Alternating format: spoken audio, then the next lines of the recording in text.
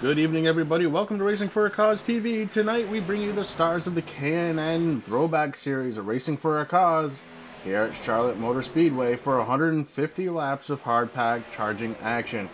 My name is Chris, and up in the booth with me, as always, Rick Hammond Jr. Rick, how you doing tonight? Hey, happy Monday, Chris. I'm excited. Charlotte Motor Speedway, Coca-Cola 150. I can't wait. This is going to be awesome. Yeah, this is going to be a good one. Charlotte, it's one of those tracks. Everybody has it because it's free on iRacing. And it's one of those tracks you have it, but you may not have mastered it. And I'll tell you one spot in particular, that tricky turn one where you go down into that little bump. So often the cars can get loose there, send you flying. So something to watch out for tonight. Yeah, we're definitely going to be seeing some of that tonight, Chris. As you know, this track is big. It does offer some good side-by-side racing. But you do have to let off just a little bit with these cars in the corners so you're not shooting up towards that outside wall. But it's going to be interesting. We're under the lights. It's nice and cool down here. So this is going to be great. Yeah, you said it right there. It is cool. It's 68 degrees, a humidity point of 70%. You know, Charlotte, North Carolina, that's pretty decent. As we get underway, we have been underway now from qualifying. I'm just kind of randomly jumping around, taking a look at what the cars are doing. I'm going to start seeing some of those qualifying times come in, and then we start getting serious.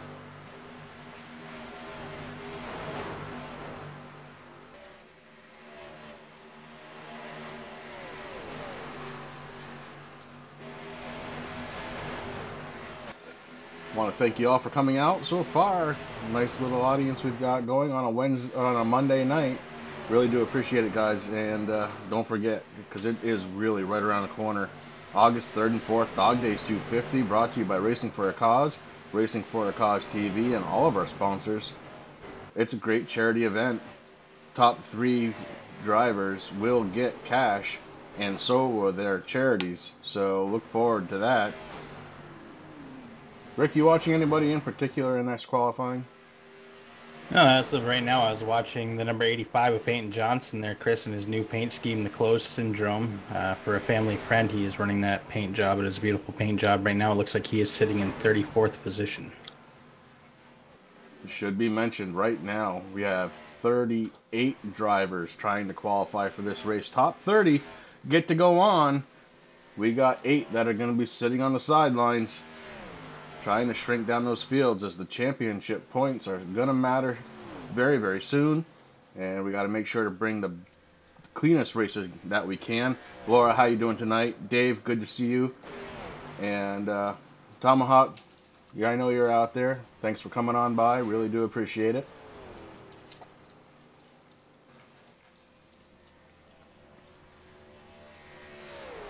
We're seeing some really fast times out there so far. 27.74 by Ryan Nolan on the pole.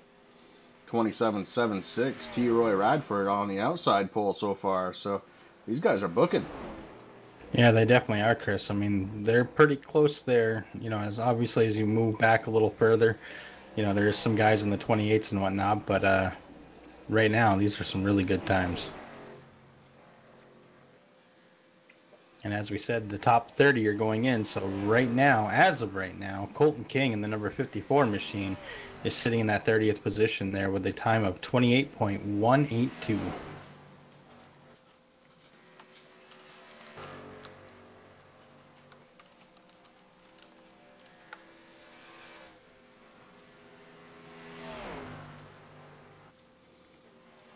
Taking a look at the 78 car. That's Ryan Nolan so far, your pole sitter.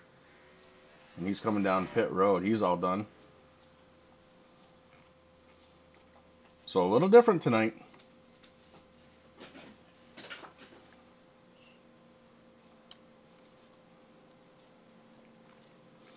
Normally it's the late model cars that we have to say goodbye to people, but tonight on the K&N, we're going to limit it down to 30 from here on out, I believe. Because the field size, we're just getting way, way big. We do want to bring the best racing we can, and this is one way we figure we can do it.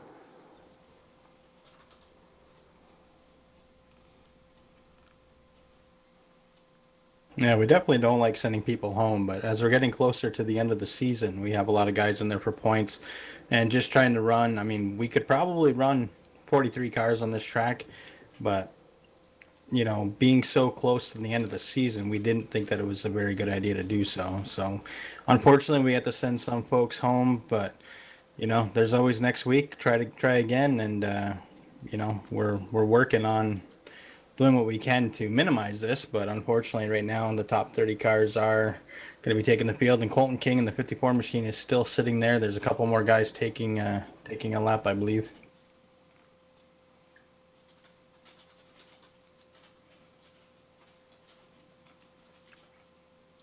Yeah, right now, don't trust anything that you're seeing, because my system is still kind of loading it up. But looks like top 15 anyways are pretty safe.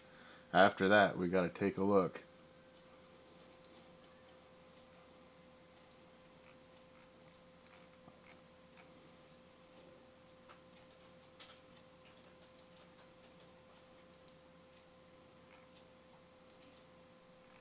Rick, did Peyton qualify?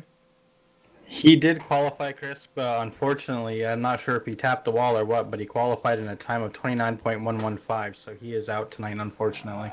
Dang it. Not what I like to see, especially with that new paint job. Hopefully it brings it back next week. And it is on our Facebook page if anybody wants to check that out, because it is a beautiful paint job and it's for a great cause. So just waiting for qualifying to run down. I think this is a good time. We can sneak it in because we were running a little bit late. How about the national anthem? Let's do it.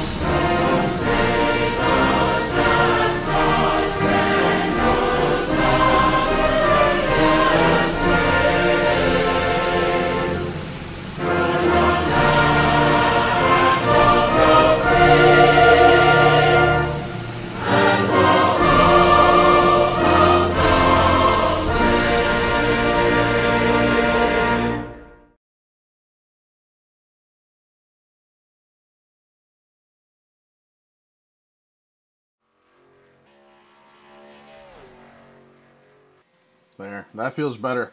I didn't like the fact that we hadn't run that, so I'm glad that we had a little time to do so. Looks like the 08 right now, Devin Cannon on track, trying to qualify for this event. And there's still a few that haven't tried to qualify yet. I don't understand why.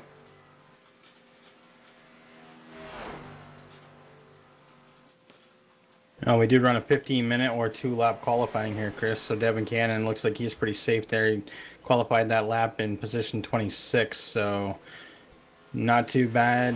I think he qualified before, but I think he's just giving it another chance just for whatever reason. Yeah, maybe just a little seat time, you know?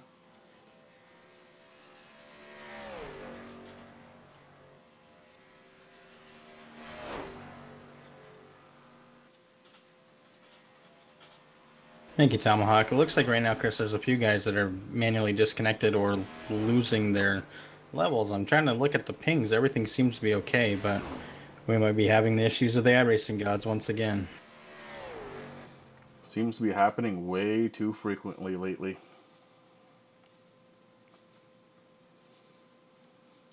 Well, what do we know for sure? We know the top 15 for sure. Ryan Nolan, T-Roy Radford, Nicky Z in the 93, Jason Keinzer, Dustin German, Daryl Ricketts, Andrew Hill, Michael Thwadis, I don't know, Gerald West, Joshua Spalding, Brian Beach, Connor Parisi, John Stevens, Jason Garrett, and Earl Simpson. There's your top 15.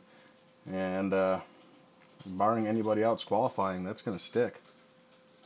Yeah, looking right now in the 16th positions, 55 Steve Baker, Andy Lambert in the 35 machine, 17th, Herman Reynolds in the 91, 18th, Craig Bristol in the 89, qualified 19th, Justin J.P. Penuel in that 60 machine, qualified 20th, Phil Otto in the 66, 21st, Eric Driggins in the 42, 22nd, Rick Greenaway in the 24, 23rd, Jason Napper qualified the 56 machine into 24th. Dylan Blankenship 25th. Devin Cannon still sitting in that spot of 26th.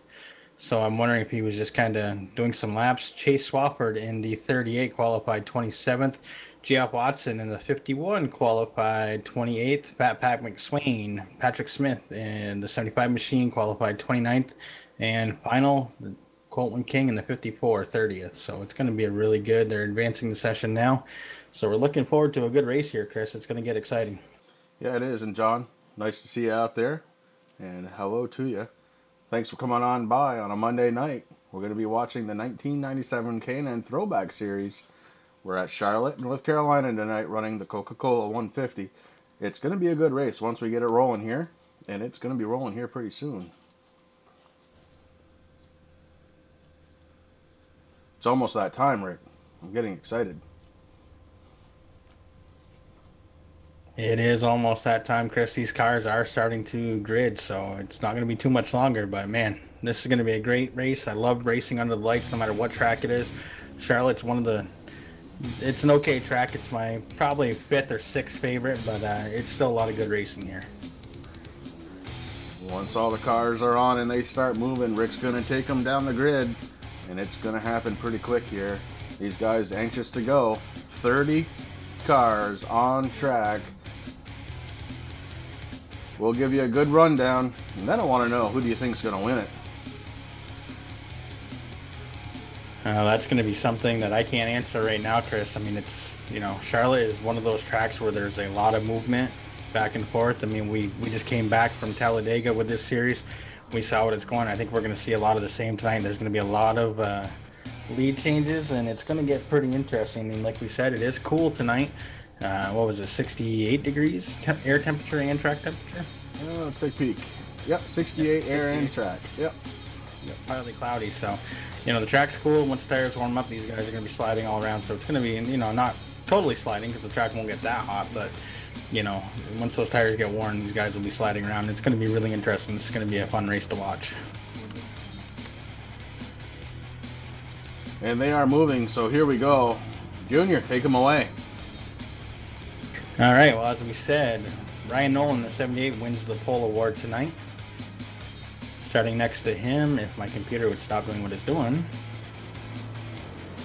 is T. Roy Radford in the 94, Nicky Z in the 93, 3rd, Jason Kinzer in the 20 machine, 4th, Dustin German, 5th, Daryl Ricketts in the 88, 6th, Andrew Hill in the 77, 7th, Michael Thwaites is how I'm going to say it in the 41, 8th place, Gerald West in 9th, Joshua Spalding in rounding out the top 10 in that 9 machine. Then we have Brian Beach in the 18 and 11th, Connor Precy in the 95, 12th, John Stevens in the 09, 13th, Jason Fluffy Garrett in the 73 machine, 14th, Earl Simpson, 15th, Stephen Baker, 16th, Andy Lambert in the 35, 17th, Herman Reynolds in 18th, Craig Bristol in the 89 is 19th, Justin J.P. Penuel in the 60 machine, 20th, Phil Otto in the 66, 21st, Eric Driggins, there goes my computer again, 22nd, Rick Greenaway in the 24, qualified 23rd, Justin Napper in the 56, 24th, Dylan Blankenship, Devin Cannon, Chase Swafford, Geoff Watson, Patrick Smith, and Colton King. And they're off. And they are off. Here we go, green flag racing. We've got Ryan Nolan showing the way up front. Right behind him, the 94 car, T. Roy Radford, follows in line. And this is very much a line track. If you have the right line, you're going to move. We're just going to have to see which line it is that's moving tonight.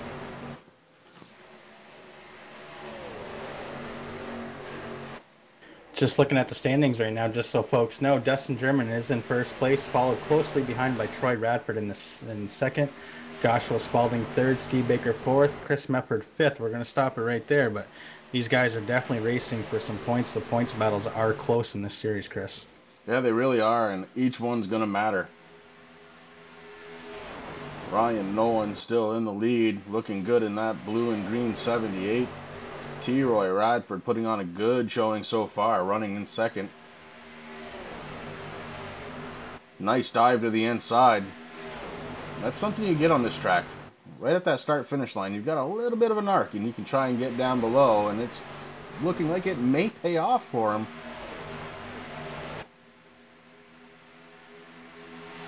Yeah, John, that's one of the unfortunate things about this series, that they only give you the Chevys to race, but guys do have some different crazy paint schemes out there, that's for sure.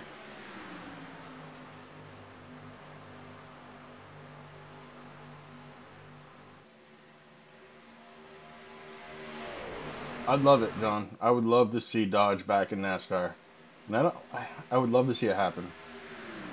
I think as a manufacturer, Dodge has done pretty well for itself, trying to crawl back out of the recesses of bankruptcy yet again. And they've done pretty well. Fiat's done a good job with that brand, trying to bring them back up. So it'll be interesting to see if they ever do make it back. It would be nice to have at least the three, well, we'll call them American cars, back in NASCAR where they belong. So it looks like there's a little issue with the 07, Chris. He is blinked off of my screen right now. I know that he was asked to park it into pit road until his connection cleaned up a little bit, but looking at his ping, he was sitting at a 66, so I'm not exactly sure what's happening there, but he is definitely off the track right now. Yeah, Earl Simpson was blinking. I saw it back in the pack a little bit there. He was definitely blinking, so just interesting to kind of see it affect the race like that with the ping so low. John, I appreciate it. Thank you so much. I've been kind of waiting to get to that mark, and John, you did it for me, so thank you very, very much. We appreciate it. 150 subs, man. That's awesome.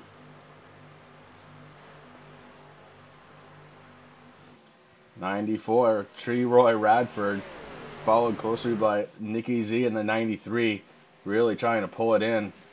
He having a pretty solid night of his own. Ryan Nolan had fallen back to 4th. That may be by design. You never know with him. Trying to save some tires. Josh Spalding in the 9 car, 3rd. And yes, that is the awesome Bill from Dawsonville paint scheme. So that's kind of cool to see out there. We'll go back just a little ways. Jason Kinzer, Gerald West, Connor Parisi having a nice little battle. Connor Parisi to the inside of that Miller Lite machine. One of my personal favorite paint schemes. I don't know why. We did have a car or two just spin out of the tri-oval, Chris, but no caution came out, so they kept it below the racing line. I'm not exactly sure who it was. I heard it called out over the official radio, but it looks like everybody is good to go now. I just see a car coming out of pit road with heavy damage in the rear, and I see a Monster Energy trying to get back up to speed, coming back up on the backstretch.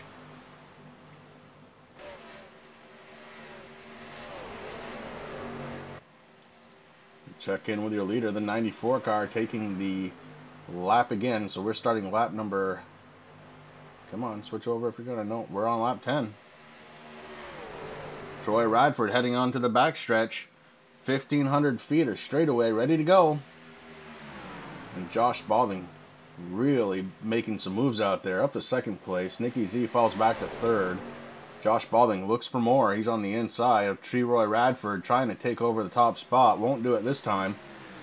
And Nicky Z trying to make a little hay on the outside, trying to get 2nd back.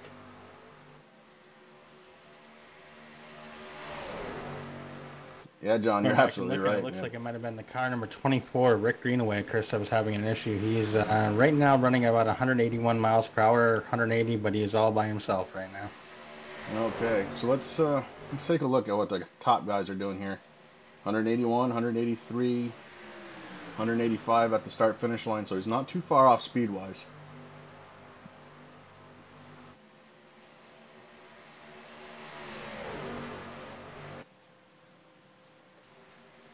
Got a real good battle going on in the front right now, Chris. How much T-Roy Radford in that number 94 as he's trying to take away that spot there from the 78. They're going back and forth right now. The 78 has it, though, Chris, as the number 9 of Joshua Spalding is still in the lead. Yeah, it's kind of what I was saying. You know, Ryan Nolan's kind of crafty. He's done this before. He fell back a little ways. Now he seems to be just climbing back up. It's almost like he's just testing the car just to see if it'll do it. If the black and yellow car runs at Darlington, that'll be the second NASCAR race I watch this year. That is the rumor, Chris. That is coming back, and I saw it online there. It is a beautiful looking paint scheme. You know, I love Darlington because it brings back a lot of those old paint schemes. I mean, they look a little different on the current Gen 6 cars, but you know, it's still there, so it's definitely going to be a race one to watch. Josh Spalding up front, 0.6 of a second back to second place. Ryan Nolan in the 78. T-Roy Radford third. Nicky Z in the 93 running fourth right now. Jason Keinzer in fifth. In that 20 car, Connor Parisi in the 95 running sixth. Andrew Hill, he is running in seventh. That's Ryan Nolan's teammate. They've been working together for several seasons. Dustin German in the 28 car. Running in 8th place, Gerald West in the 86, running 9th. Daryl Ricketts in the 10 car. Running in the 88 car, running 10th. Brian Beach in the 18. He's currently scored 11, and John Stevens right behind him in the 09, running 12th. Jason Garrett, 13th. Steve Baker in that white 55, running 14th. Herman Reynolds in the 91, running 15th. Devin Cannon in the 08. He's running 16th right now. Eric Dragons, he is in the 42 car. That 42 car running 17th with a good battle with Andy Lambert right now. Andy actually just passed him for 17th, putting Eric back to 18th. JP, Justin Pinnell in that Spina Bifida car. I believe it was. John, let me go back up and see it. That was Jason Garrett. Why, yes, sir. You got it.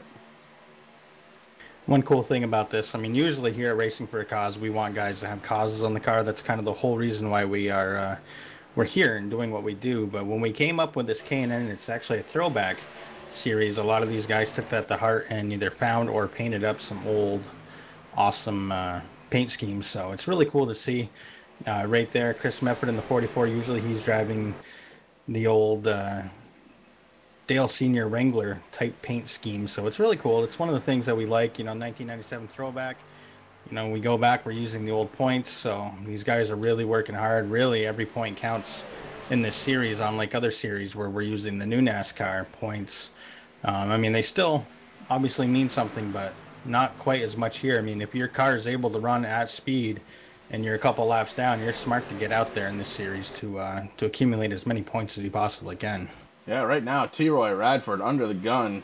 Ryan Nolan deciding he wants to come back to the lead, and so far so good as he takes the inside line heading into the turn. Troy Radford, very smart, rolls up high, comes back down underneath. So good battle so far all around the track. A lot of patience being observed out there by all of the drivers. It's been good so far.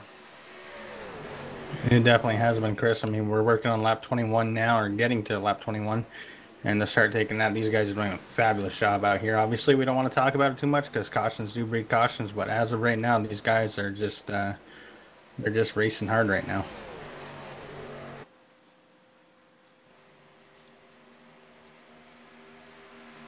You weren't home before the green? Chris. Ouch. John, thank you. I appreciate those words. Really, I do. And Jake, I know there's out in Seekonk, I know there's another Racing for a Cause out there that does real life racing. I believe the guy's website is racingforacause.org. And I don't know if that's his area or not. I'd have to go back and look, but it's cool that it's out there. And hey, now you can say you saw one live. I wish you would have taken a picture. I would have loved to have seen that.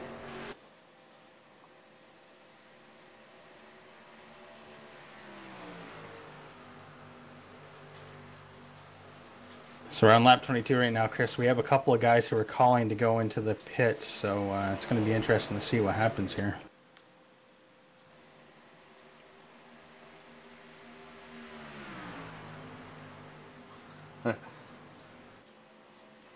Oh man, you still live in Texas, John?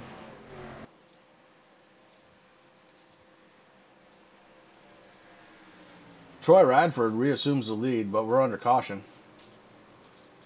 We are under caution, and I didn't see a thing. Let's take a look back and see if we can spot it.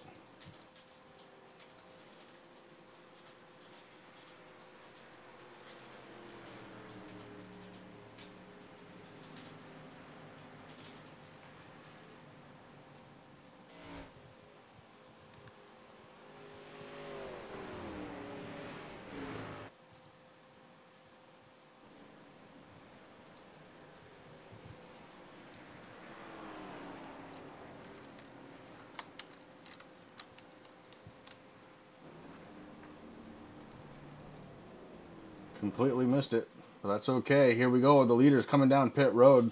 Troy Radford leading the way in the 94. Right behind him is Ryan Nolan. This is going to be a race off pit road, so we're going to keep it right here. Your 1-2 drivers on the grid are reversed right now. Troy Radford up front. Ryan Nolan right behind them. As they come down pit road, you'll see the right side go up. Fuel will begin. Oh, Ryan Nolan had to back into his pit. He missed his pit just a little bit. That could be the second that Troy Radford needed.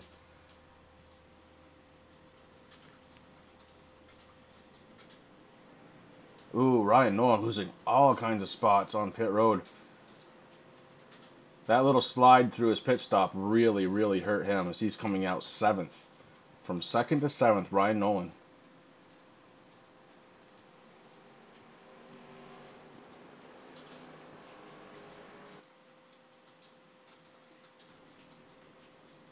Yeah, I can't really see what happened there, Chris, to bring out that caution. I thought it might have been Patrick Smith in the 75 machine, but it looks like he might have just blinked off the track. I know there for a second he was calling that he was going to go into the pits there, and all of a sudden he just blanked right out. Oh boy. The iRacing server woes continue, it seems. Hey, I want to make a shout out to the guy running 3rd currently, Jason Garrett. Jason Garrett started a little bit further back in the field, up to 3rd right now after those pit stops. So making the most of the pit stop, Jason Garrett. Nicky Z in the 93 out 4th. Andrew Hill picks up a couple in the pits. He comes out 5th. Connor Parisi 6th. Ryan Nolan, like I said, back to 7th. So a little bit of danger there. Got a couple of lap down cars that are going to make their way back. Definitely Fluffy Garrett is the big mover there, Chris. He qualified 14th, moved up into 3rd place for that 73 machine. Another one who had a really good run, Connor Parisi in the 95, qualified 12th. He's sitting in 6th right now. So those are really the biggest movers. A little further back, we got Devin Cannon in the 08. He qualified 26th. He's sitting 12th. Right behind him, or will be soon next to him, will be Chase Swafford in the 38 machine. He qualified 27th. He's sitting in 13th. JP, Jess Pinnell in the 60 machine, that Dish Network Susan G. Coleman car, I believe is what he's running. Actually, no, it's the Spina Bifida car. That's the Spina Bifida car. Still going. Yep. My trading paint's just updated. He qualified 20th. He's sitting in 14th. So these guys are definitely on the move. It's good to see.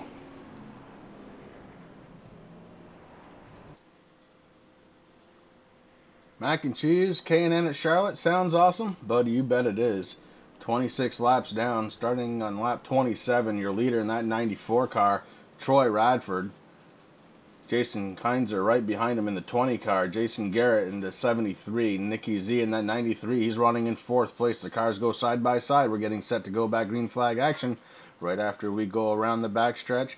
And turns 3 and 4, pace car will drop down. We go back green flag. Axel, back in 1997, Coca-Cola was the sponsor of this race. This is a throwback series, so basically the weather, the sponsors, everything is the same. The only thing that we've changed is the race distance.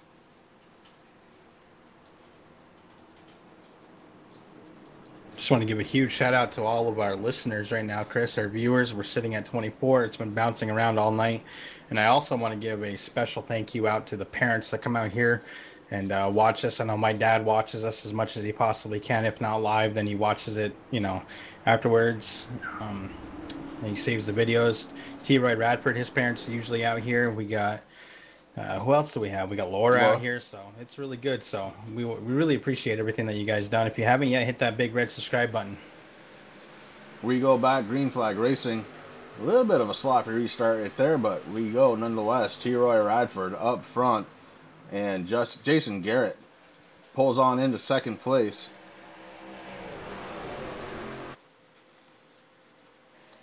Yeah, John was our 150th, so right now John is the man. Jake throwing out some claps for John. I appreciate it. We both do. It's been a pretty cool ride.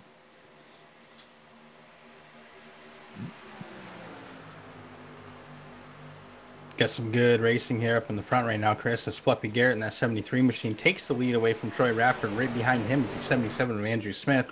We also have the 20th of Jason Kinzer coming up trying to do something. Looks like he's going to go up there and help T-Roy out a little bit.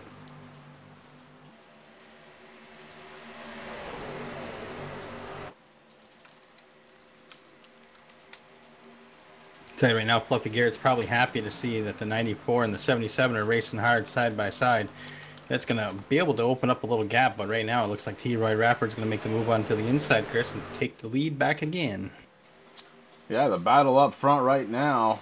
Jason Garrett, T. Roy Radford, and they're battling hard. The 77 right behind him, just trying to figure out what's going to happen and how he can take advantage. That's Andrew Hill in that 77.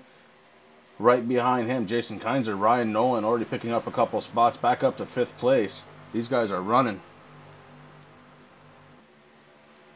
Yeah, Jake, you've been around for a very long time, and you know we thank you very much for that. Really, we couldn't do this if it wasn't for you guys, so really do appreciate that. We appreciate our drivers being out there. And speaking of one of our drivers, one that wasn't able to make it home, unfortunately, before the race started, we've got Chris Mefford, special guest up in the booth. Chris Mefford, this is Chris and Rick up in the booth. Are you out there? How's it going, fellas? Doing pretty good, bud. Sorry you couldn't make it to the home stretch here tonight. What were you, about 15 minutes too late? Is that about right? Depending on how long they wait for qualifying, probably 10 or 5. I got home about 9:09. Oh man, yeah, I was right around the corner from that too. Hey, listen, one of your friends and teammates out there running second, Jason Garrett. You want to give us a little check in on that? Yeah, Jason's he's been running practice with us pretty strong. He's never been a qualifier. You guys probably seen that. He's not a qualifier, but he sure can wheel the car around there.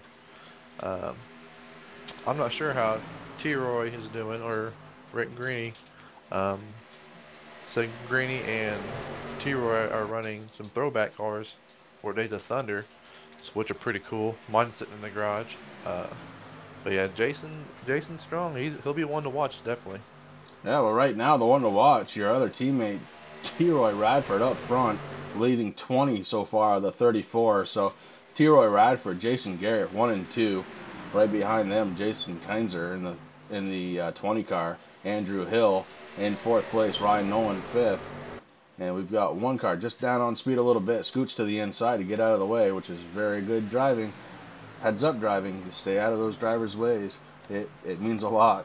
You don't want to cause an accident up front. That'd be horrible. So Chris, next week you're going to be back? Well, I hope so. I think we're at Coca, if I'm not mistaken. I never raced it before, but we put a lot of laps in here, and I got the car pretty dialed in.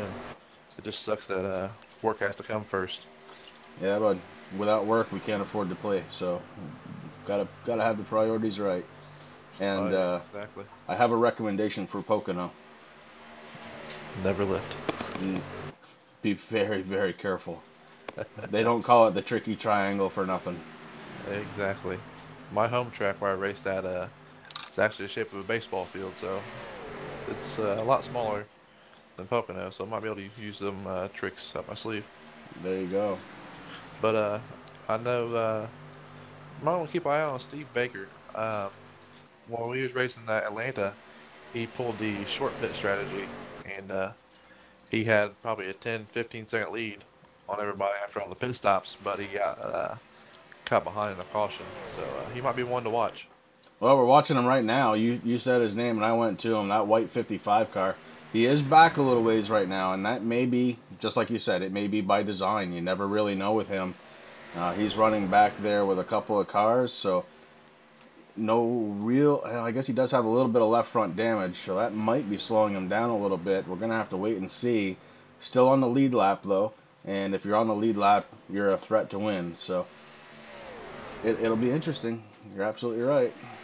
Yes, it will. I think if you're mid pack or back, I think short pit would be the wrong way to go because you can get a lap down and some. If you're running maybe top 5, maybe top 10, you might be able to try to sneak one in. But once all the pit cycles recycle, you could be running 5th, and the next thing you know, you could be running 1st by 3 seconds. It just tires me that much here. Oh, we had one off the wall. The 93 car, Nicky Z, the 93, touches the wall. Everybody was able to get around him, and he's coming back up to speed. You see the damage just a little bit on the right rear quarter panel of that 93 car. And we are still under green, so good job by the drivers. Way to keep it in there. Never lift. That's the theme. Never lift. Just avoid. Right now, Andrew Hill getting a battle going with Jason Garrett for second place. He went to the inside, made that move, stick, pushes Jason Garrett back down to 3rd, Andrew Hill up to 2nd. Connor Parisi running 4th, Ryan Nolan running 5th. So still a long ways to go. 109 laps to go still. We got a long way before this one's going to be done. And it's been really good racing so far. Yeah, I'm a few laps behind you guys, and everybody's dicing up. Seeing everybody's racing pretty clean, giving each other plenty of room. So it's looking pretty interesting on the broadcast. Well, Chris, I want to thank. Well, actually, I'm going to hold you up here for just a little while longer. You and me, we're going to do this thing together. I know you're watching the stream while you're trying to talk, so you are just a little bit behind me here, but it's fun. We'll keep you up here. So let's see. You have one more guy out there. That's the 24 car, the blue and yellow. Looks like it's on pit road, trying to get some repairs done to it. Up front though, T-Roy Radford. He's got a 0.8 of a second gap over Andrew Hill in the 77 car. Jason Garrett running 3rd. There's a little gap between 2nd and 3rd. And Ryan Nolan has made it up to 4th. He's putting the pressure on Garrett right now.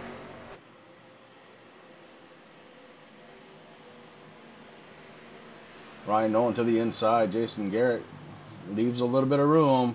Ryan Nolan sticks to the inside, going around turn 1 and 2. This one's going to be decided on the backstretch, maybe. Jason Garrett with enough momentum to keep that car up front. And Ryan Nolan falls back into place. Good fight for position right there. Jason Garrett able to hold on. It seems like he's getting a little tight. Chris, when you were practicing, does this track tighten up a little bit? It's not that it tightens up. You just lose your tires so fast.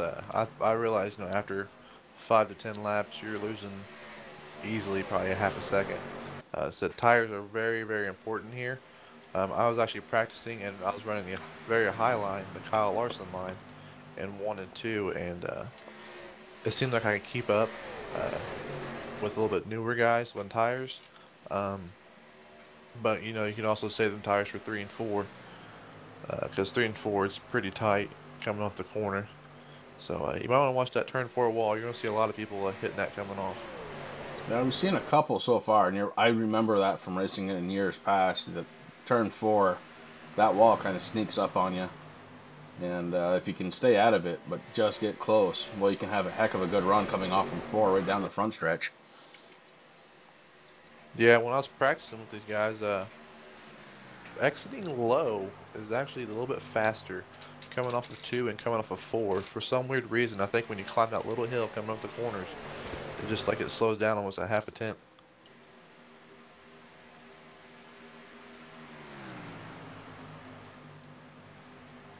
Were you able to figure out how much fuel in a fuel run in your practicing?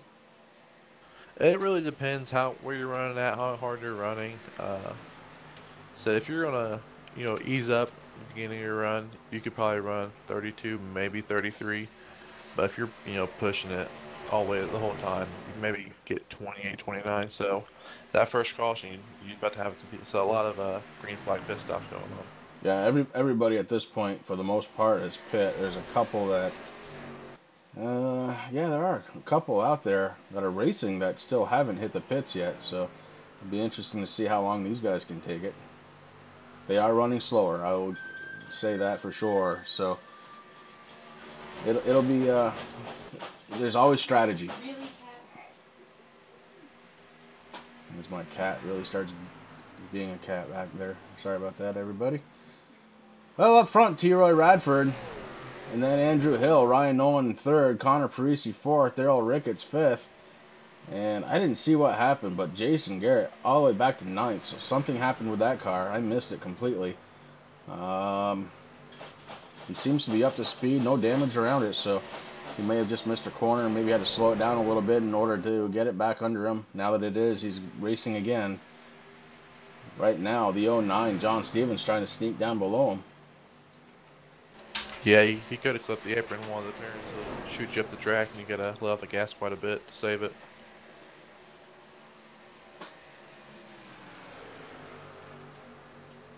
Yeah, this is the part of the race where you may just want to be out there and ride. You know, you want to get some laps down. You're not going to win it on the next lap, so just get around the track, no damage.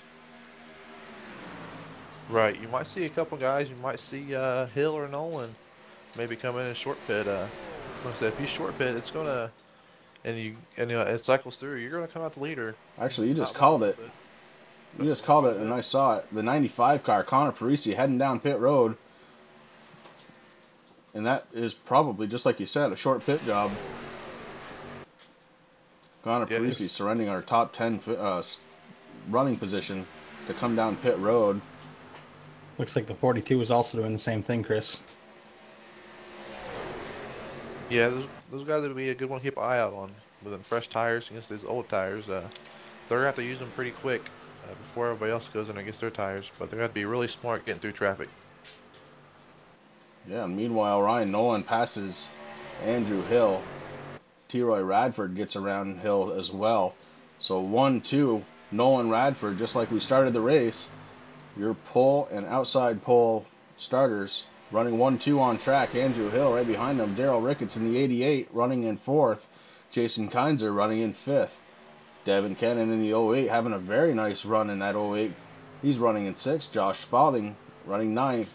John Stevens in the 09 car running, what did I say? Josh Spalding's running 7th, excuse me. John Stevens in the 09 running 8th. And Dustin German running 9th. Jason Garrett back in 10th, but nobody around him, so he's pretty safe right there. And that might not be a bad idea. Yeah, it could be, could not be. So it's going to depend how the cautions fall. If the cautions fall soon, he might be in good shape. But if they fall late, you know, you're going to see a lot of these guys in the top 5 be out of the top 10 by these guys pitting early.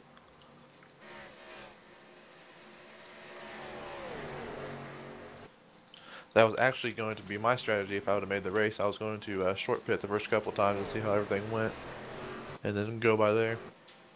I think it can work. We've seen it work a little bit in the past. These NASCAR tracks open up a whole new world of possibilities as far as pit strategy, race strategy. It's really completely different with these bigger tracks.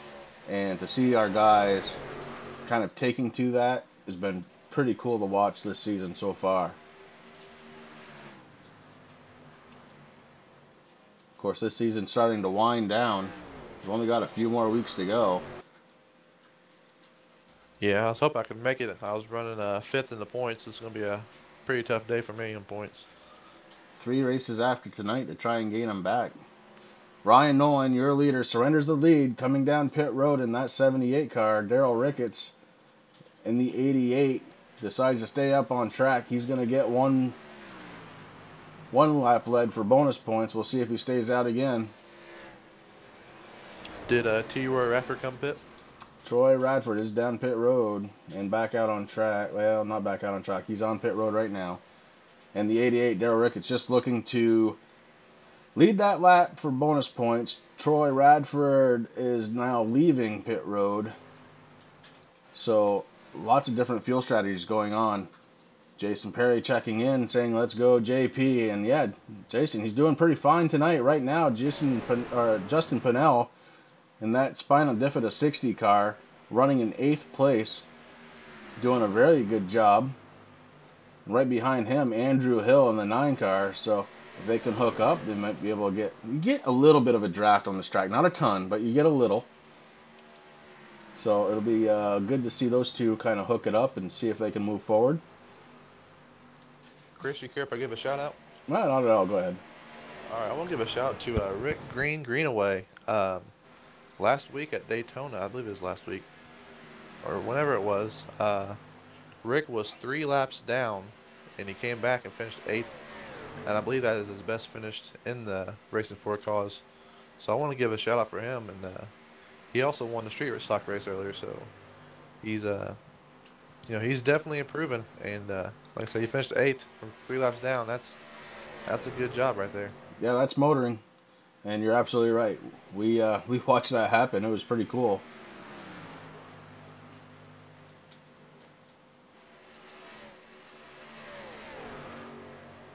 Yeah, it was definitely fun at Daytona. Having 3 of the our cars, just supporting the troops. Not even been our cars. It's been other people. Just sitting there supporting the troops, supporting America. That's what a lot of the causes for we had on those cars. Yeah. I threw all the logos on the back so you can actually get a view of what it means to us, because a lot of everybody probably in the world has military family, friends, anything, and if it wasn't for them, we wouldn't be nothing. We wouldn't be able to do this today. No, you're absolutely right. Without our troops, we couldn't be here. So much respect to them. Connor Parisi out front. Ryan Nolan trying to chase him down. Devin Cannon behind him running 3rd. JP right now running 4th. JP not a lap down right now. He may have been earlier, but he's gotten it back. It might have been a pit strategy, bud, that did that. Because right now, JP running, actually he just fell back to 5th, but doing a heck of a good job tonight. And I think it was just pit strategy that may have got him down early. We definitely got a good race right now, Chris. 21 cars on the lead lap. Phil Otto is the first car a lap down, sitting there in 22nd place. So, the pits have gone through. These guys are going to figure it out. And it's been a heck of a race so far, if you ask me, man. It's been fabulous. It really has. 63 laps down, like you said, Rick. And we've had quite a few. Well, let's bring it up. 13 lead changes on 62 make it 63 laps now. Only 1 caution for 4 laps. Man, this is great. Not sure there, Jason. Right now he's showing in 5th place, so he's doing all right. I think, like Chris was saying, it was just a pit thing. So JP's doing really good right now. I love that car. I'd love to see it in victory lane. I hope that he continues to have a good race. I don't want to talk about him too much because I don't want that commentator curse to come out. Yeah, I will say this. JP looks like he's only pit 1 time, so he may have stretched his first fuel load out. You got him up front right now, but if that's the case, he will probably be having to pit. And if he has to pit, he'll probably go a lap down again. No curse. No curse. Do you know if T-Roy Rafford came in a lap later? I'm not sure. I don't know the separation there. I'm not sure of the separation. Yeah, I just wanted to show you. He was running, I think, 2nd when he came in, and now he's back to 5th or 6th. So, them new tires are definitely the way to go.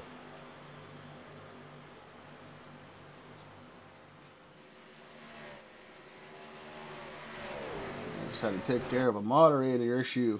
Domok, we can't be deleting people. They're not spamming. They're not doing anything bad. John, you're back in, able to chat.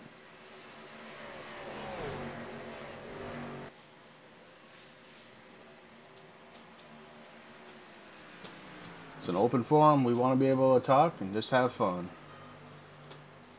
Jason, if he gets cursed, fill it out with Rick's name all over it, please.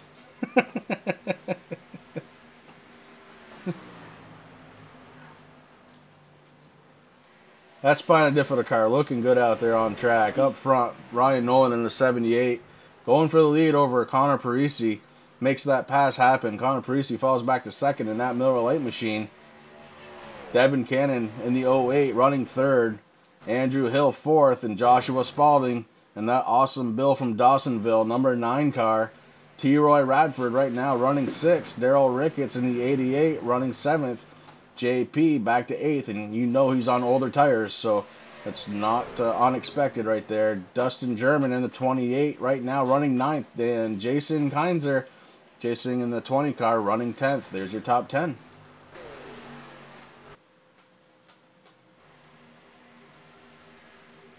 Jessica, I hope you don't have to.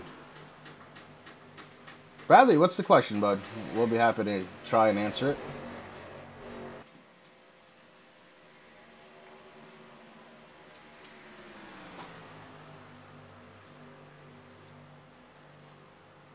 That's a darn good question. I know a lot of tracks do have lines, and my only thought to that would just be to help them figure out lane choices on the straightaways, because you never really see them.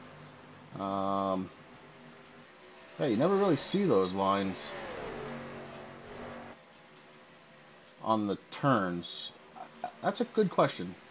No problem, Tom. I'm not too sure either. Could be to help the Indy cars out, because I know they start 3 wide and stuff, so it could help them, the way they start. Right? That's a very good thought. I didn't think about the Indies.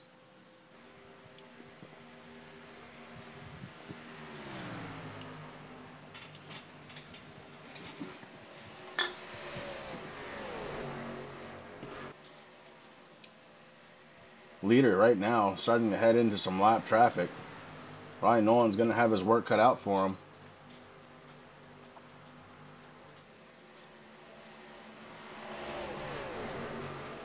I've been asked that question before, and what I've been told is because the lines actually help the guys, gives them a reference point on where they want to be, and that's really all there is. A lot of the other lines could be for restart purposes or timing lines where NASCAR will actually pull data from the cars also. So there's a couple different things, but the lines that look like the typical road or interstate are really just there to help the drivers get a point of reference of where they want to go. It helps a little bit with braking points and whatnot also.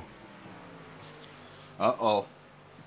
If you're watching chat, the hashtag 60 crew is coming on out. And Bradley, you're an Aussie? We have one of those right there. That 66 car, Phil Otto. I don't know if you know him, but there he is right there. Phil Otto. He is an Aussie, and I can't thank him enough. I cannot believe that we have somebody from Australia driving with us. That's pretty incredible.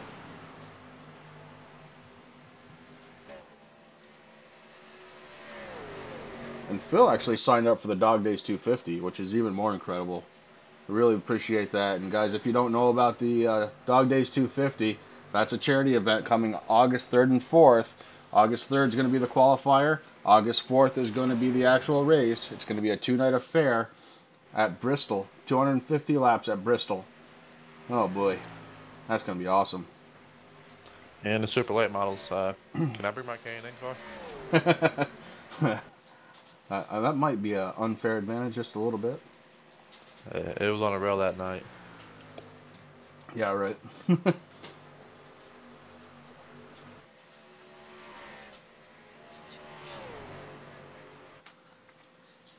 But Rick, what are you saying on the lines on the track?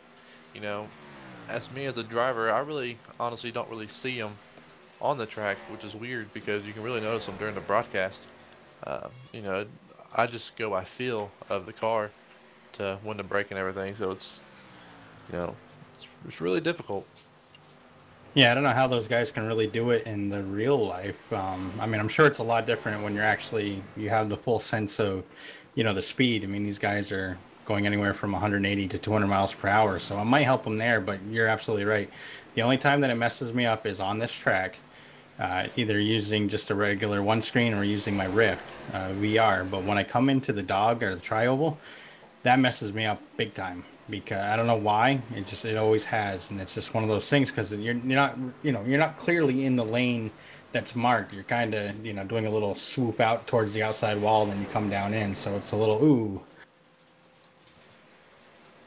Oh yeah, I think it probably benefits the IndyCar drivers a lot because they're right there on the ground. They can see it a lot better than the Cup guys. Well, right now I'm looking at Jeff Watson. That motor is on fire. We got smoke coming out from the back of the 51 car. He's kept it down low, doing a very good job staying off the racing surface. This was going to stay green, but I want to throw a shout out. Jeff Watson, excellent job to stay off the racing surface after having an issue with the motor. Very, very nice driving. Yeah, Yeah, that's it a looks like you bummer. tapped the wall there. That's unfortunate there. Got in front of the 78, but It's a real looking car too.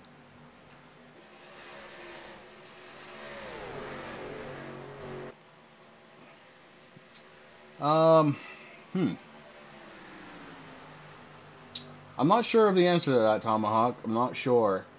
Possibly. I know we have quite a few people that have come out and watched, and I'm trying to remember if anybody out and out said that they were a driver as well. And it's not coming to me off the top of my head. I'm retired. Ah, you're not. You don't count. You race with us. Ryan Nolan up front. He's got a 1.8 second lead. Make that 1.9 back to Devin Cannon. And you saw that pass over Andrew Hill. Devin Cannon making an awful big statement here tonight at Charlotte. In that '08 machine, doing a very good job. Andrew Hill running third right now. Connor Parisi in that Miller Lite 95. He's running fourth. And Josh Spalding in that 9 car. Actually, you see right now the Miller Lite machine heading down to pit road. So Josh Spalding moves up to fourth. Troy Radford in that 94 car. He's running fifth. yeah, right now we have the 95, the 42, and the 88 all coming down pit road right now. Yep. Yeah, if everything cycles out, watch the 95. I'm not sure how far back he was behind the leader, but you might see him be the new leader after everything cycles through.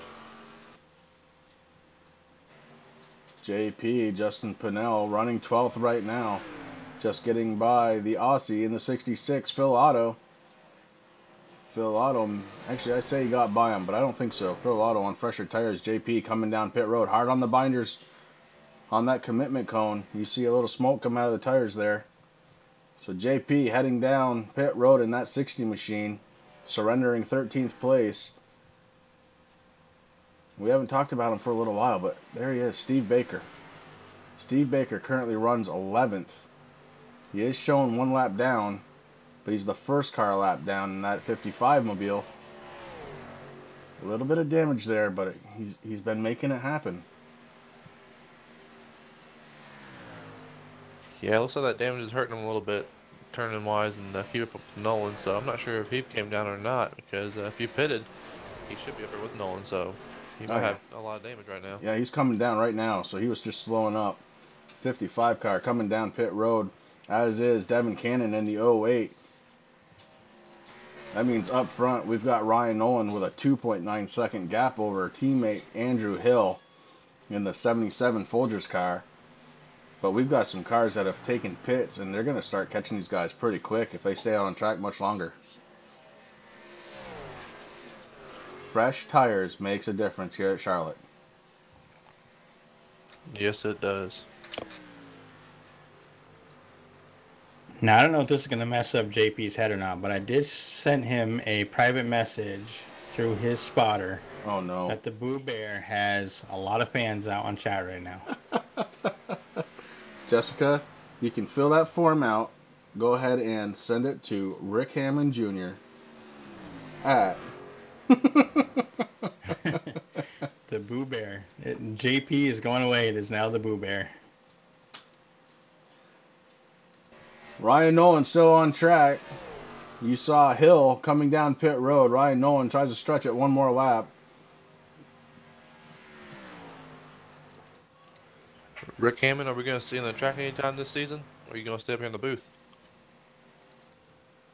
Next season, I'll definitely be racing. We got some things to figure out on how we're going to broadcast, so we just got to figure out what we're going to do there, and hopefully Chris and I both will be back out on the track at some point next season. Yeah, we need to get that visor cam put into gear. Yeah, I'm not sure how how broadcasting's gonna work. We got a lot to figure out, but we have a long off season this time by as we get ready for fall. Man, I cannot believe we're gonna be starting the 4th season here at Racing for a Cause. That's just awesome. The wife and crew chief, not just Jess, not just. Trust me, wife and crew chief, very important roles to play. And I will throw out there, the best finish that Boo Bear has ever had was when you were sitting directly next to him. So you might want to start doing that again. You got to be basically sitting right on his lap, he said. Jason Garrett surrenders the lead. Jason Garrett right now. Actually, Ryan Nolan has not passed him yet. So Jason Garrett right now on pit road scored as your leader. He's got about 15 seconds before, and it's gone. Just like that. Ryan Nolan, your leader again.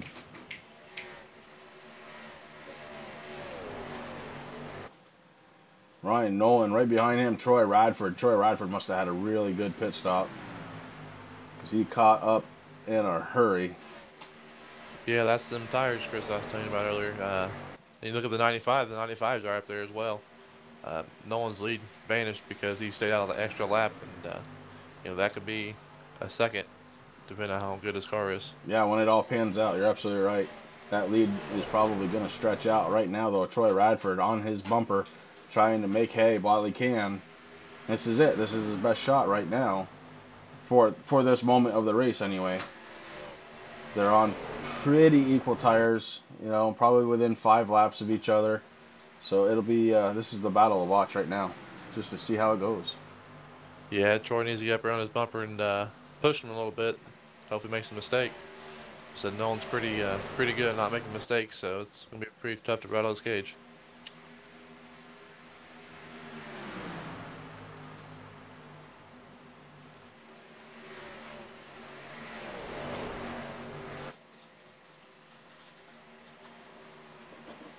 Devin Cannon with a really, really slick move around Phil Otto right there. 3 wide, then he cuts down in front, then he cuts down below to get around another car. Oh, Connor Parisi. It was great. Great move. Oh, it wasn't Connor at all. I'm sorry. Who the heck was that? I missed it. Darn it. That was a good move anyway.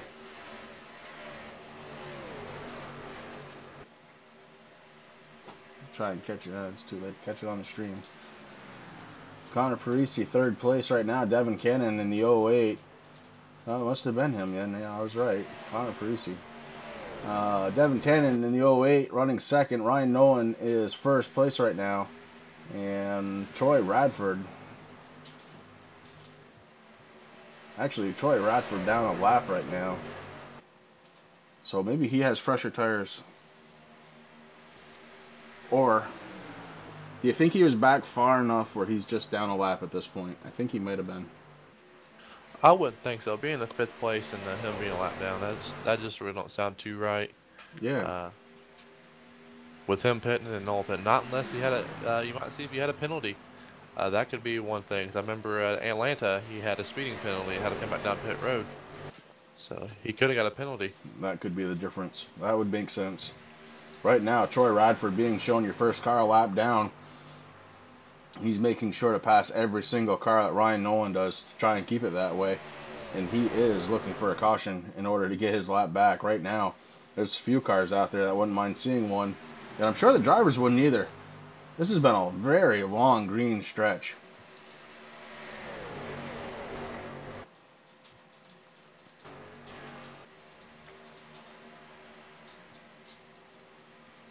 All right, so I got an update on Troy. He spun out coming out of the pits. Pit road's tricky. And you want to try and get off as fast as you can, right? I mean, let's be honest. Any second you save on pit road is 3 seconds out on the track anyway. Oh, boy. Horrible luck. But, you know what? Still the first car lap down. So, there's a chance. There's always a chance. How many we got on the lead lap? Right now, we have 11. 11. Yeah, some stuff hasn't cycled through yet, so. Soon to be 12th, as T-Roy Radford just made a nice pass over on the 78 there to get his lap back.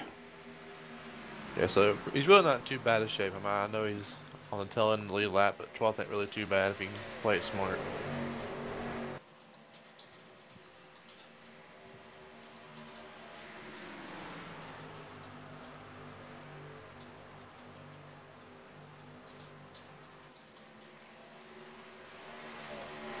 A long road to hoe, but right now Devin Cannon in the 08 starting to try and put a little pressure on Ryan Nolan.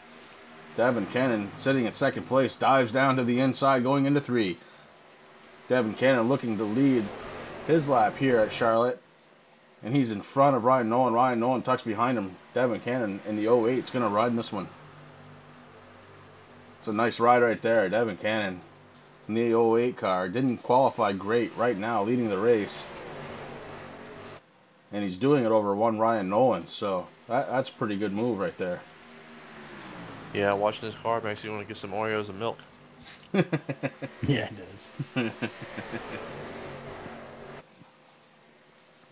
The great debate. What kind of Oreos? Do you go for classic?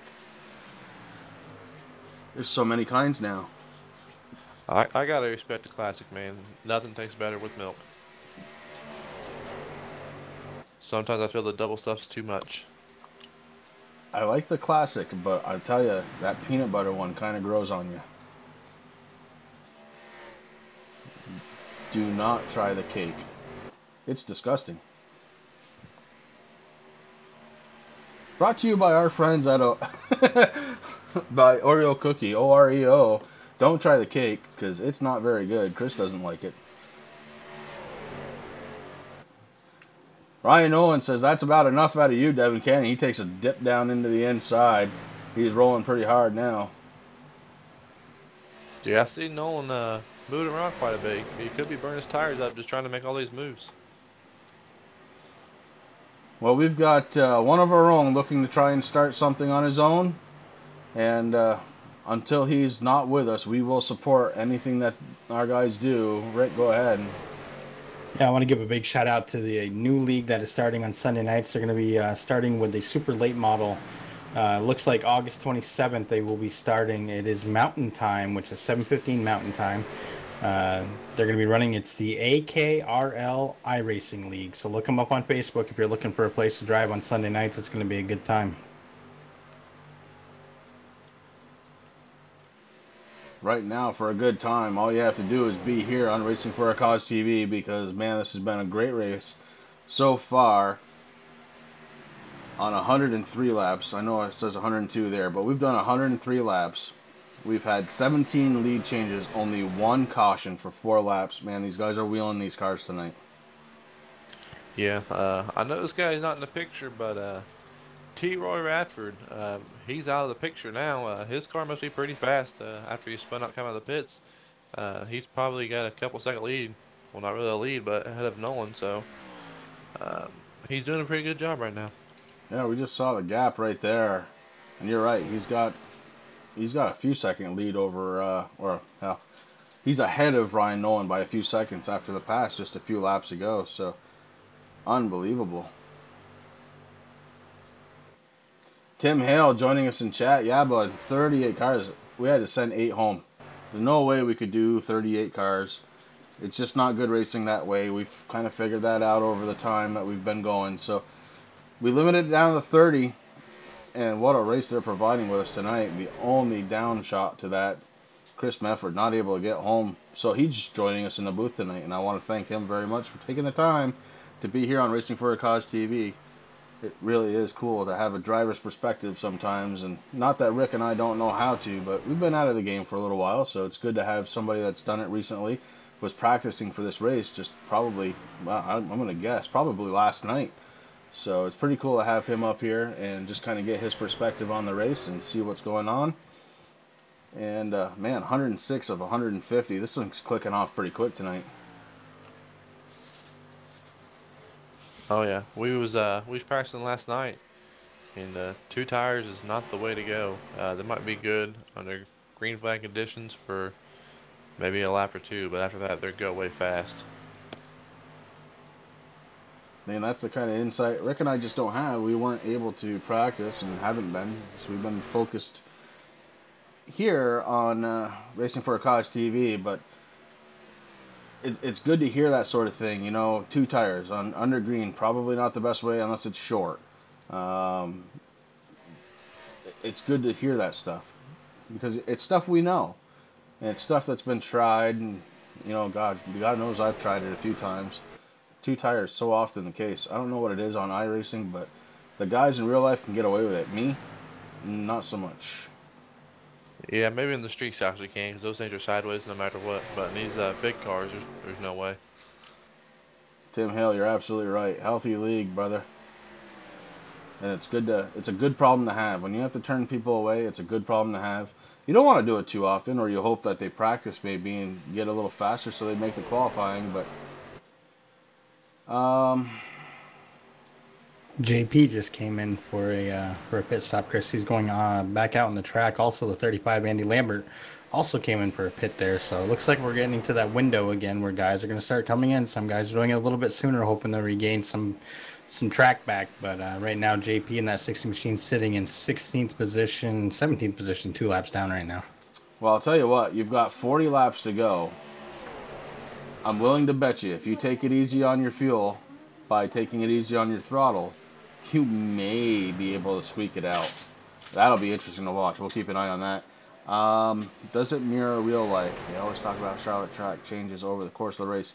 You know what, Tim? They've worked really hard on iRacing to kind of try and duplicate that. They've done a really nice job with the tire model. I think it probably falls off a little sooner than we would like to have it happen here on iRacing, but it happens. I would say it's pretty close. If I had to guess, I'd say it's pretty close. Yeah, so our driving style is a lot different than obviously the Cup guys, so they know how to save their stuff. You probably get Time and Jesse or somebody in here. You know, they'll probably run just as fast, or probably obviously faster than we will, but they'll run a lot more consistent because they know how to save their tires. Now, the one thing you don't get in sim racing is you don't get that seat of your pants feel. It's pretty good. I mean, you can feel if the car gets real loose, but if you have a slight slide, you're probably not going to feel that in your steering wheel. You may see something when you're watching the monitors. Connor Parisi coming down, surrendering 3rd place. So pit stops are starting to begin for the top cars. As I was saying, there's some things you're not going to feel, which may affect the tires a little bit more too. So it's things to look out for. You know, certainly if you had like a $20,000 rig that was moving all the time and you could feel the rear end of the car coming out and you know you're slipping the tires, okay, you might have a slight advantage, but do you need it? I don't know. That's a debate for like a hardware section of the iRacing forums. I don't know. I like my triples. Eventually I want to go to VR. I think that would help me out quite a bit, actually. You can see a lot more in VR than you can on just a flat screen. And I want to thank Rick for letting me borrow his for a week while he went to Florida. That was pretty fun. And trying to fight that away from the kids is always something, too. Devin Cannon in the 08, your 2nd place car coming down pit road. So surrenders 2nd place.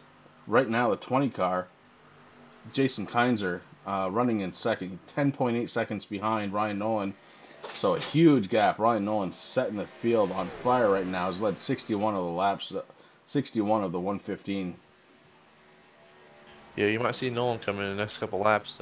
I believe he might be able to stretch it if he can, go smooth enough, and might be able to stretch to the end.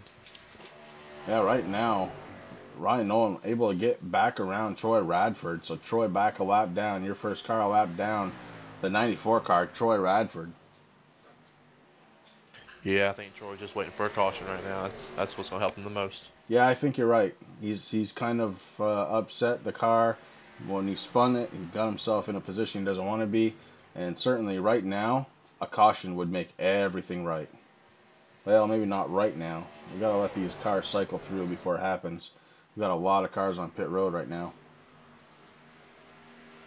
You know, one thing I want to say about the hardware, what guys use for iRacing too, I can tell you it honestly doesn't really matter what you have. I mean, you can take somebody who's running off an old laptop on a TV tray in their living room in their lazy boy with a driving force, GT, compared to a guy in a $20,000 rig with, a a direct drive wheel and everything like that. You know, there's guys out there. One of the guys that Chris Lagoon and I follow is Glenn McGee, and he won the road championship, and he's actually driving now for a Mazda, actual real life racing in the battery tender Mazda series. And he was racing on a laptop with a kitchen table chair and a TV tray. So I mean, it doesn't really matter what you have. I mean, obviously, if you have the budget for it, you go for the cool stuff. But you know, I don't see how that really makes much of a difference. The tracks, iRacing's done a great job with the dynamic tire model and the dynamic track. I mean, the track does heat up. You know, the rubber does go down. If you don't have your settings turned up all the way, you know, you really don't notice that. But, you know, they've done a really, really good job with the way that these things work. And like Chris said, I don't believe that it's maybe 100% like True Life. Like Chris Mefford said, it's guys that want to actually, I don't know. It's just, you know, if you want to feel it, you can feel it, but it doesn't really matter what you run with. I mean, there's a lot of guys out there that are using Xbox One controllers, believe it or not. So, Right. I got a question. Sorry, guys. Did Ryan Nolan run out of gas? Ryan Nolan, right now, I have it up on screen. Ryan Nolan out of fuel as he comes down pit road. I think he ran out between 3 and 4. You watch that car just drop. He definitely did run out of gas. That's going to hurt Ryan Nolan, and that's going to hurt his lead as he did run out of gas. You saw 0 RPMs. Car refired back up now, and he's coming out of pit road, but that's going to hurt. Yeah, you might see a new leader after this. We have a new leader right now, except for he's giving it up. Jason Garrett was leading that last lap. Jason Garrett coming down pit road right now. The guy that's going to probably benefit from it all, Andrew Hill in the 77. I believe he has already taken his pit stop. Andrew Hill on track, scoring as your leader as of right now. That 77 Folgers car. Yeah, I'm not sure if he'll be able to make it on fuel or not. It's gonna be a tough one stretching it because I seen he went a little early, 35, 37 laps. That's gonna be a stretch. Yeah, and he's keeping pace too. I mean, he's not letting off. He's not trying to save any. He's just going. So, yeah, trying to stretch it out that far, I don't think it's going to happen. Yeah, he's probably up for a caution as well. Where did Nolan come in after all that? Ryan Nolan currently scored. Oh, way back. Ryan Nolan down a lap. Currently being, well, my system updates just as I click on him. He's running 7th right now, Chris. My system sometimes a little bit slow. For you guys that don't know, when I'm broadcasting, I have 1, 2, 3, 4, 5, 6, 7, 8, 9, 10, 11, 12. 12 windows up at the very least.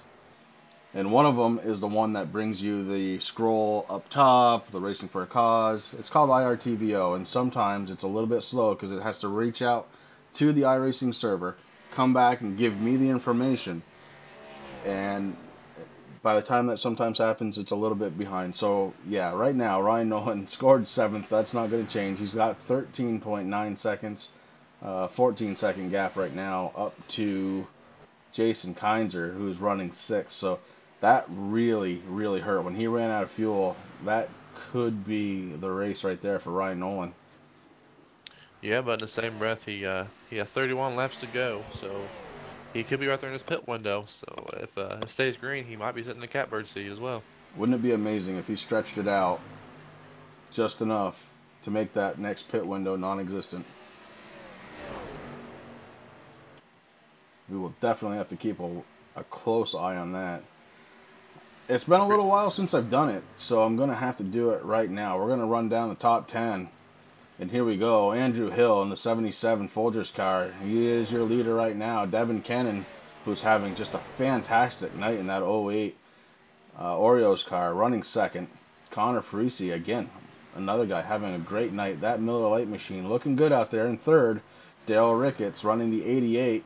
He's in 4th place right now. Dustin German, that Haviline 28, doing a great job. He's finishing off your top 5. Jason Kinzer in the 20 car, running in 6th place. Ryan Nolan, we've talked about it, had a little bit of a problem with fuel, ran out. He comes out of pits 7th. Nicky Z in the 93, he's running in 8th right now. Joshua Spalding in the 9 car, running 9th. And Brian Beach, In the 18, he rounds out your top 10. Right behind him, Jason Garrett, T-Roy Radford, John Stevens, Justin Pinnell, Steve Baker, Andy Lambert, Phil Otto, Pat McSwain, Eric Driggins, and Justin Napier.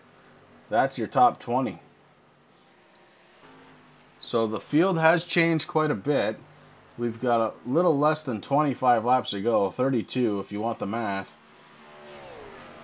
And Andrew Hill sitting on top with a pretty good lead right now over Devin Cannon. In fact, it wouldn't surprise me if Andrew Hill kind of figures out he's got a pretty good lead. Maybe let off a little bit in the corners, maybe get on a little bit later in the corners. Right now, though, Jason Garrett right behind him right now is to put the pressure on. Yeah, I'm not sure. He's got a lot of fuel to save. It's pretty hard to save fuel at this track just because you got to stay, so wound up here. You might see Devin Cannon them catching him, either A, pass him or B, push him. So it's gonna be interesting. Yeah, this one's far from done. You see it right now, though. The 73 car, Jason Garrett, getting a lap back. And that does put him back on the lead lap. Jason Garrett back up on the lead lap. T-Roy Radford has moved himself up to the top 10.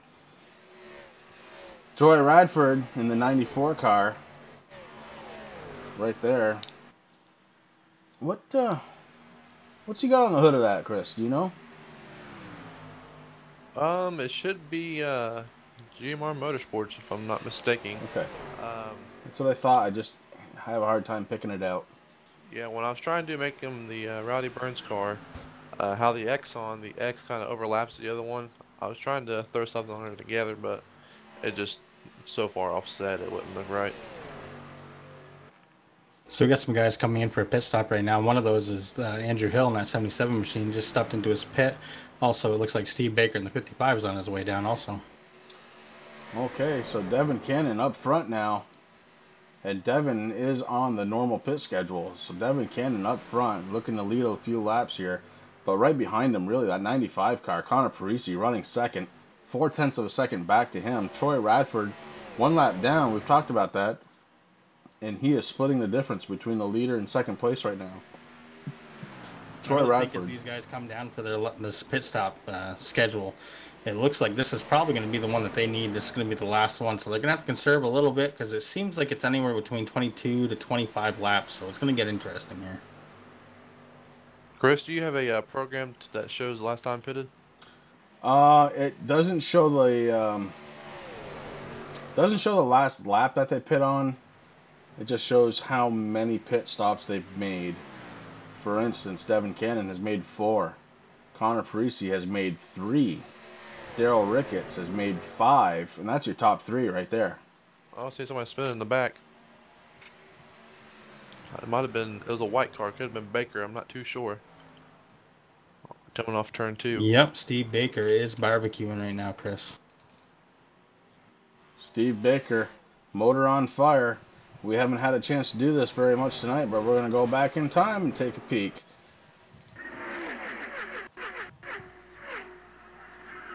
And I got to go back just a little further. Bear with me just a second. We'll bring them up like here. See if we can find it. So it looks like Steve Baker came out of the pits. We're watching the 55 car. A lot of damage on the front end, both sides, the left and right side. Oh, you know what happened? I can tell you exactly what happened. He came up on track just a little too soon, and the apron ended up wrecking him. He came up on track just a little too soon. That's exactly what happened. Yeah, it's a little slick there as you come off into the corners. You really want to make sure that you're really on the backstretch when that happens. If you try to get in on the entrance of turn 2, it will swirl you around like that if you just give it just a little bit too much gas, and that's exactly what happened. It doesn't look like his engine actually blew. The smoke that I was seeing was from the tires, Chris. So he's going to have some issues to deal with down there in pit road, but he's still going to be able to run though. But right now, Steve Baker in that 55 machine sitting in 18th position, 4 laps down. Yeah, your leader down pit road right now, Devin Cannon, looking to surrender that lead as he comes down pit road. And I take a peek over at chat. Jake, you're going to be starting your first street stock race on your birthday next year. That's pretty awesome, bud. And, keep us in mind. Get some video. Send it to us, man. We want to see it. Above all, we just love racing. And speaking of loving racing, right now, Joshua Spalding, he is loving racing as he is your leader. The 60 car, Justin Pinnell. The 73 car of Fluffy Garrett going around the leader and trying to make a little hay. And you're right, Timmy. T-Roy Radford in the 94, very fast car. Just needs a yellow. Just needs to get back up on that lead lap. But right now, I'm just going to take a peek. Where is Troy Radford? Troy Radford? Boys, I missed it. I completely missed it. Somehow, Troy Radford is no longer a lap down. Somehow, Troy Radford running in 4th place. Somebody please tell me how that happened. You got all these guys pitting, and I'm not sure. He's on the lead lap, correct? He is. He's Yep. running 4th right now. Huh. 4 pit stops. That's how he's done it. He still has another pit stop to do. Yeah. Where did Devin Cannon come out? Because I know he only came in and took 2 tires, and I know Nolan might be the car to beat right now on fuel mileage. Yeah, you're right. Devin Cannon, last time he pit, 7.9 seconds. That's 2 tires and some fuel. And Devin Cannon running right now, 7th place. Andrew Hill just in front of him in the 77 running 6th. Ryan Nolan in the 78 running 5th. And of course, we saw him run out of fuel earlier. This could be the ultimate in pit strategy. Run yourself out of fuel, win the race. Troy Radford running 4th right now. Brian Beach in the 18 running 3rd. Joshua Spalding. And now you know things are really strange. Up front right now, your leader, Jason Fluffy Garrett. The pit cycle never ceases to amaze. 9 laps to go. Jason Garrett up front. Did he have an ace up his sleeve? Did he right the wrong? 5 pit stops, so you know he's been in the pits plenty of times. This could be the win he's been looking for. Can you see what his lap times are turning? His previous lap time, a 28.976. Joshua Spalding right behind him, a 29.292. So Joshua Spalding is running a little faster, but he's also got a lap car right in front of him. That may slow him down just a little bit. That lap car, the 75, Fat Pat McSwain. But right now, up front, Jason Garrett. Wow. Oh, I'm sorry, the 75 car is in front of Jason Garrett, so he'll probably get right out of the way. Joshua Spalding completely missed it. Last time by, Jason Garrett ran a 28.022. Josh Spalding ran a 27.896, so a couple tenths of a second. And you have 7 laps to go right now. It's going to get close. The gap right now, 2.6 seconds. Jason Garrett hanging on for his life. He could be coming from a lap down to win this race. Jason Garrett in that 73 car doing a fantastic job coming out of nowhere right now to lead that race. Yeah, he's never been a qualifier, but he's always been a racer, and it's interesting watching him run this.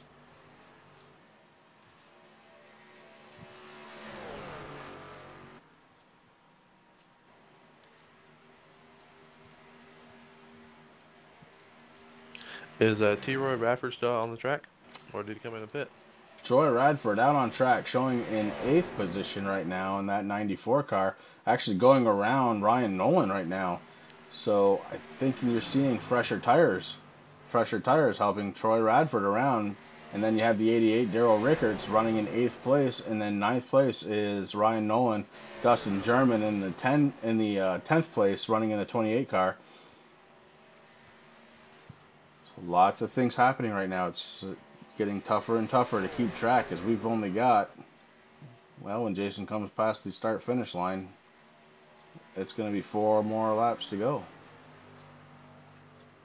And there it is, 146 of 150. This thing has been clean, clean, clean. Good racing.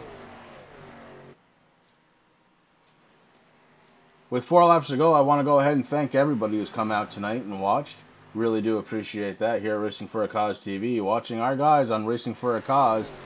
The Throwback Series, K&N Throwback Series, we've got 3 more races after tonight. We've got Dover, Pocono, and Michigan all coming up. Dover next week, 125 laps. Pocono of 75 in Michigan to finish it all off with 100 laps. So after tonight, 3 more races here at Racing for a Cause for the Throwback Series. Oh my. And then next season, we're going to pick up the season kind of where it left off here. This 1997 Throwback is not done yet, but we're going to call it a wrap here for the season when the rest of the when our late models finish. And we're going to take a little bit of time off, well-deserved time. We all kind of need it. And we're going to get back to the action for this fall. Of course, before that happens, we're going to have the rest of this season. We're going to have the Dog Days 250 coming up August 3rd and 4th. 250 laps at Bristol International Speedway in the super late models. That's a great charity event. If you haven't signed up for it and you are an iRacer, take a look. Racing for a Cause TV. That's www.racing4acause.com. Click on that special events tab. Take a look. It's only $10 to get in. $5 goes to the winner's pot. $5 goes to the charity pot. Top 3 cars get cash money. Top 3 cars also get charity donation to their charity of choice. It's going to be a fun time. I can't wait to call that one. And we are getting set to go to the last lap. Jason Garrett looking to win this race. Jason Garrett up front. He is on the white flag lap, and he's got a lead of 2.3 seconds over Joshua Spalding. Devin Cannon running in 3rd. Andrew Hill 4th. Connor Parisi 5th. And that is your top 5. After that, it's starting to shake up a little bit. You got a couple of cars driving close to each other, but we're going to keep it right here. Jason Garrett coming around 3 and 4. Jason Garrett is going to be your race winner.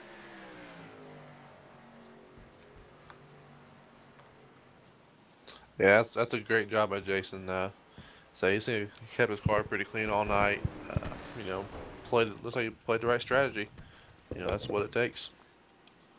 These longer races with very few cautions, it comes down to pit strategy just about every single time. And Jason Garrett had the winning strategy. 5 pit stops here tonight. He did awesome. His fast lap of the night, a 28:022. Not the fastest lap recorded, but fast enough to get him up front when he needed to be. Jason Garrett, your race winner, and he's going to burn the house down.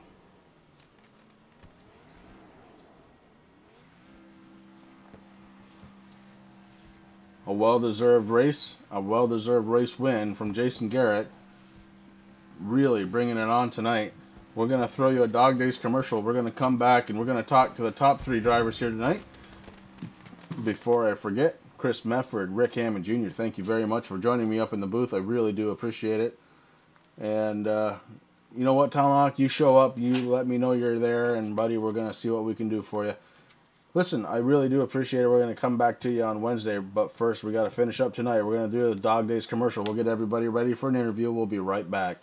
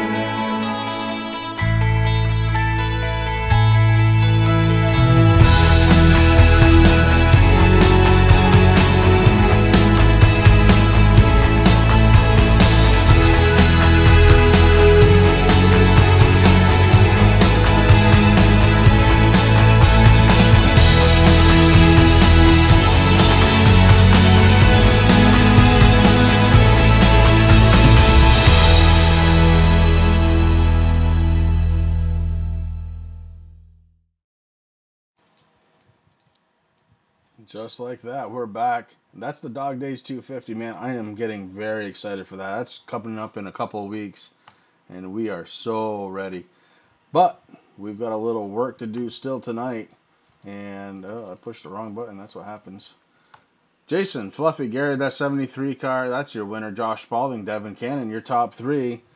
Looks like we've got Devin, and I don't know if we have Josh Spalding. We'll get Devin. We're going to get Devin up here. Devin Cannon with a really, really solid finish, man. Really great finish. This is Chris. Chris and Rick up in the booth. Do you have a copy? Yeah, I got you guys. Hey, Devin. Coming home third place. You led a bunch of laps tonight. Well, actually, my system's all messed up. I apologize. Anyways, it doesn't matter because you were up front for most of the night. You had a really good run. You qualified a little bit further back than you probably wanted to. Ended up making it third. How did the car feel tonight? Yeah, this is one of my kind of tracks. I can't figure qualifying out pretty much any car on iRacing, so I always have to come from the back, but it was fun coming from the back. It was clear, it's clean. Yeah, I led a handful of laps. I mean, it's definitely my kind of car and my kind of track. Well, you definitely did a good job, man. I mean, you qualified 26, you finished third. Congratulations. You know, how was it out there? I mean, obviously a lot of it was pit strategy. At one point, you took 2 tires. Is that correct? Yeah, just that last stop because I knew some guys could make it all the way, and I was just trying to keep up with them as best I could. Other than that, it was four all the way around in fuel all night. I really only gained about 3 pit stops, 3 spots in the pits all night, so it was pretty much having to pass everybody all night. I don't know if anybody passed more cars than the '08. Hey, Devin, Chris Mefford up here. What was your strategy coming into the night? Was you planning on short pitting, going long on the green flag runs, or what was your idea? Just had to wait and see how it played out. I typically in these cars have decent long run speed. I'm not usually the best. My tires do end up leaving me, but I know the 78. I mean, it seems like he can run forever. I really plan I had. Oh, Devin with a little mic difficulty. Dropped right out on us there. Devin, you still there? Yeah, I'm here. Okay. But your mic dropped out on us towards the end there, but we got what you were saying and really do appreciate you and really appreciate the drive that 08 had tonight. Is there anybody out there that you want to thank? Yeah, give a shout out to Race Like a Pro Simulators. Check us out on Facebook. Sponsor Chase Briscoe and his efforts. And we're getting better. We'll get one here real soon.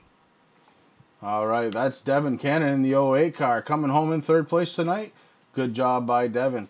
Up next, we've got Josh Spalding in the 09 car. Josh Spalding had a really nice run. That awesome Bill from Dawsonville car. Josh Spalding, this is Chris and Rick up in the booth. Do you have a copy? Yes, sir, guys. How's it going? Well, Bud, doing pretty good, but a second place finish for you tonight. Not too shabby at all. How'd the car feel? Well, I had some unfortunate luck. Right before the race started, I lost all sound in team chat and in the game chat. So 150 laps with no sound was pretty frustrating. But I drove from 8th to 1st in that first run and then got in the wall, and my car never really had the speed after that. But I think I kind of gave it away there. But it was good. I played a strategy game, stayed out of trouble, and was able to just make that last stop there. And I think I passed a few guys there that had to pit in that last run. But it's a good race, long race. I love those long green flag runs. It's definitely a heck of a race, bud, and I do want to congratulate you. I mean, when sound cuts out on me, it drives me nuts. I mean, usually I have some music piped into my headphones, but that doesn't help with spotters and everything. And obviously at Charlotte, that's kind of a big thing. So you did a fabulous job. I mean, you qualified 10th, you finished 2nd, so congratulations. Is there anybody out there you want to thank?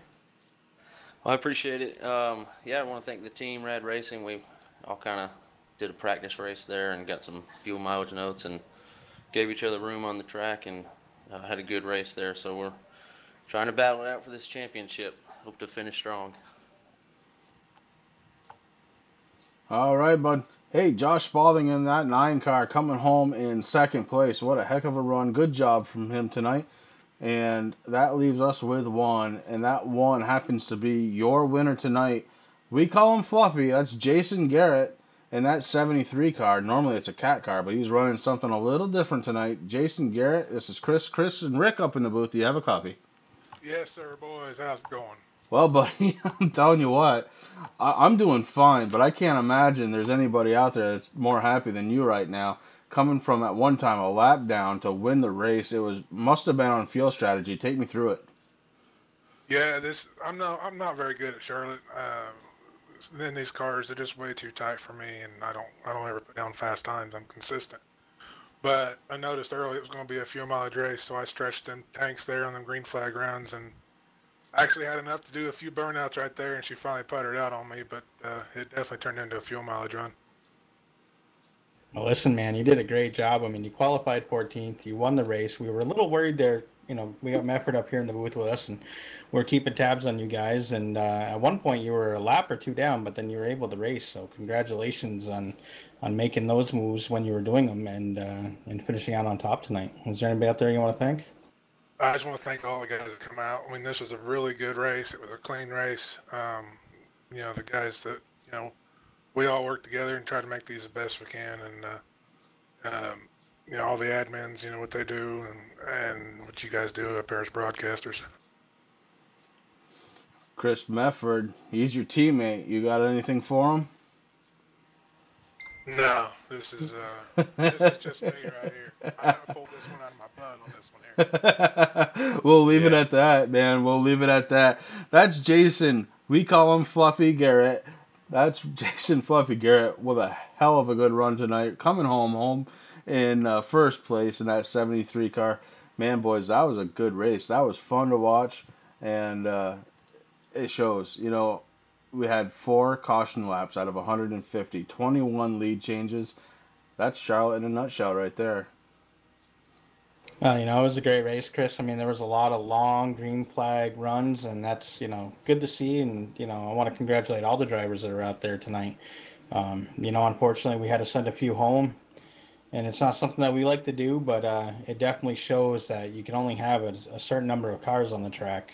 And, you know, we are making strides to make that better, but, you know, the league's healthy, so we're just going to carry on next week, Pocono for the K&N, and then Wednesday night we'll be back here with the late models. So it was a good race. It was really fun to sit up here and watch with you, Chris Mefford. I want to thank you for coming up and joining us also. Hey, no problem. Thanks for having me. Hopefully I can make it Wednesday, but I'll tell you what, at Thompson, that is a track to tame. It's probably one of the toughest tracks on the schedule. I think it's probably tougher than Langley. You know, that you can't push in the corner or you're going to hit the wall. It's definitely going to be a race to watch. Yeah, you're absolutely right. That is a tough track. But you know what? We look forward to watching all the guys here at Racing for a Cause take it on. Join us Wednesday night, Racing for a Cause late model. Friday night, TRL brings up the trucks. Guys, we have a full week ahead of us. We really look forward to bringing it to you all. But for tonight, thank you very much. And guys, thank you for joining me up in the booth. Really do appreciate it. What a hell of a night. I can't wait to do it again Wednesday night here at Racing for a Cause TV. Have a good night, everybody.